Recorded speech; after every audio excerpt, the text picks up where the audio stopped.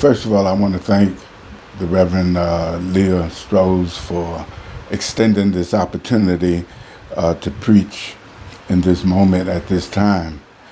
And I'd like to call your attention to the book of Exodus, chapter 2, verse 11. And it reads as follows.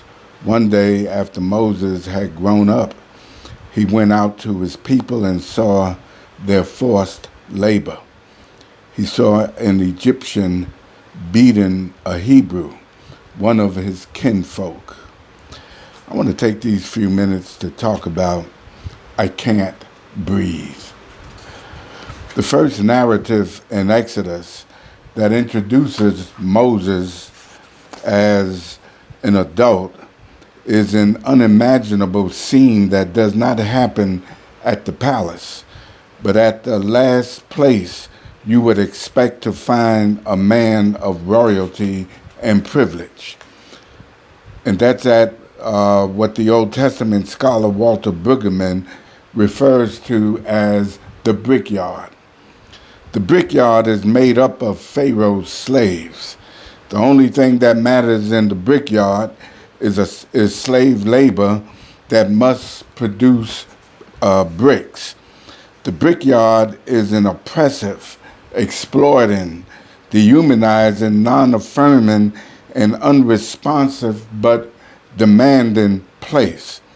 The brickyard is a place without soul or spirit. It is a place of death. Moreover, the traumatic stresses of the brickyard make it difficult to breathe freely. According to the record, on the eve of creation, God created all humans in God's divine image. God blew the breath of life into our humanity, affirming each of us as creative, valued, purposeful, free, self-determining, and dignified human beings, stamped with the divine seal of somebodyness. Humans are born to breathe God's fresh air of freedom that enables us to fulfill our dreams and our potential. We are being of God's being, spirit of God's spirit, soul of God's soul, and breath of God's breath. Nobody has the authority to take away our breath. We were born to breathe. We got a right to breathe. To breathe is to live, and to live is to breathe.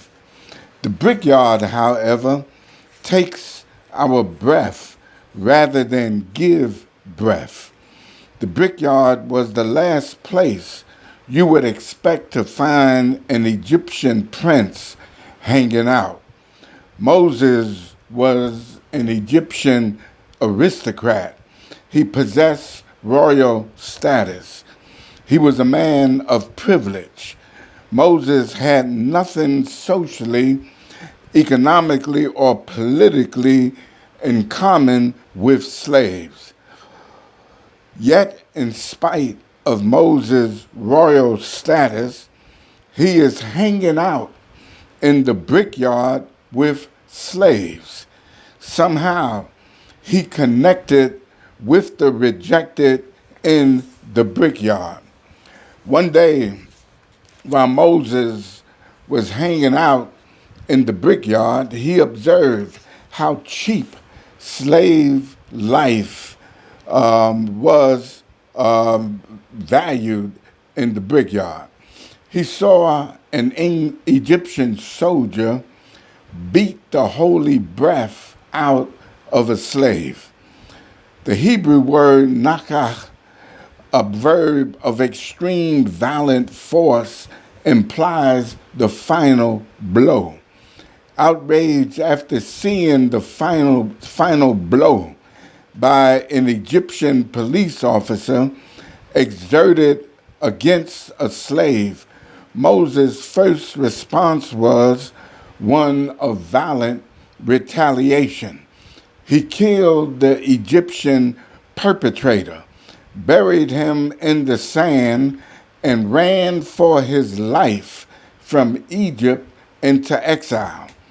In exile, Moses was of no help to the slaves. Violence disabled his ability to help the slaves. Now, my brothers and sisters, the brickyard is analogous to the inner city ghetto or hood where African Americans, people of color, and the poor live. The late African American psychologist Kenneth Clark, in his now classic book, Dark Ghetto, defined the hood or the ghetto as a social, political, educational, and above all, economic colony. The inhabitants of the colony are subject peoples, victims of greed, cruelty, insensitivity, shame, guilt, and fear. The ghetto or colony consists of overcrowded streets, deteriorating housing, infant mortality, crime, drug addictions, high unemployment, traumatized residents, all kinds of diseases, and existential death. But not only is the hood colonized socially, politically, and economically, but also psychologically. Many of the inhabitants are emotionally broken. They are oppressed and depressed, despaired and desperate, angry and anxious, hostile and hopeless, resentful and rejected, and alienated and apathetic. But also, as ironic as it might seem, they exemplify grandiose behavior. It is hard to breathe when your body and mind are colonized. In America's brickyards and colonies of the inner cities, life is devalued. The late professor of sociology of religion at Duke Divinity School, Dr. C. Eric Lincoln, once noted that life is cheap, but black life is cheapest of all. In the colonized hood, as in the brickyard, sacred breath is denied to people of color by white policemen, racist judicial system, a devalued educational system, and by racist vigilantes around the country. The cry, "I can't breathe," is a regular lament that's indicative that black lives don't matter. For 400 years of existential trauma, that cry has fallen on deaf ears. It is difficult to heal when one trauma is followed after and many other traumas. Many of my white friends that see the heartbreaking fertility of the brickyard every day and even feel the national shame associated with traumatic black suffering still can't bring themselves to feel any guilt. I'm constantly told, get over it and move on. The African American mystic Howard Thurman tells us that when he was a young man, he worked for a white family doing all kinds of odd jobs around the house. And one day while working in the garden, one of the children, a daughter, started sticking him with a sharp object. He jumped back and said, "Stop it, that hurts." She looked at him and smiled and said, "You can't hurt." To ask black people or Native American people to get over it and move on is to assume that we can't hurt. We are not human enough to feel. How insensitive can anyone be? Oppressed people relive their traumas every day. To paraphrase the psychoanalyst Robert Stollerow, who noted that continuous trauma awakens the original trauma, which makes it impossible to heal and breathe freely. The events of the past few weeks are living examples that Black lives really don't matter. One traumatic event followed another traumatic event. It was reported after 2 months that Ahmed Arbery in Georgia was killed while jogging while black by 2 white vigilantes. Shortly after that, an African-American woman, Breonna Taylor, EMT first responder to the pandemic COVID-19, was shot and killed in her Louisville, Kentucky apartment by police who botched a bogus search warrant. The man they were looking for was already incarcerated. A few weeks ago in Central Park in New York City, a white woman with a dog called the police, complaining that a black man threatened her life after he asked her to put her dog on a leash. He was exonerated because he recorded the incident. It showed that she had never been threatened. She was fired from her job. Then a few days ago, the world witnessed a public execution of George Floyd, a black man, by 4 police officers. George was tortured and executed when one officer put his knee on George's neck for 8 minutes as he laid on the ground, handcuffed and defenseless. He kept saying, "I can't breathe." The other 3 officers stood by and watched him die. That was a terrorist act. Fathers and mothers tell their children, especially their sons, when they are detained by the police, to comply and cooperate. Well, even when you comply, you are still killed. Shall I also summon Trayvon Martin? 12-year-old Tamir Rice, killed while playing with a toy gun, while white children play with toy guns all the time. Also remember Michael Brown, Lamont McDonald, Walter Scott, Freddie Gray, Sandra Bland, and Philando Castile, killed in front of his children in his car by the police. Racist ideology is sadist and dehumanizing. It assumes that people of color are not human and cannot hurt. George Floyd's death touched the world. That is why people of all colors and nationality are protesting all over the world.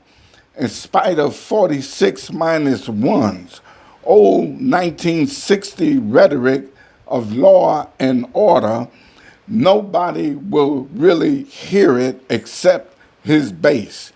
The cry, "I can't breathe," is not about law and order.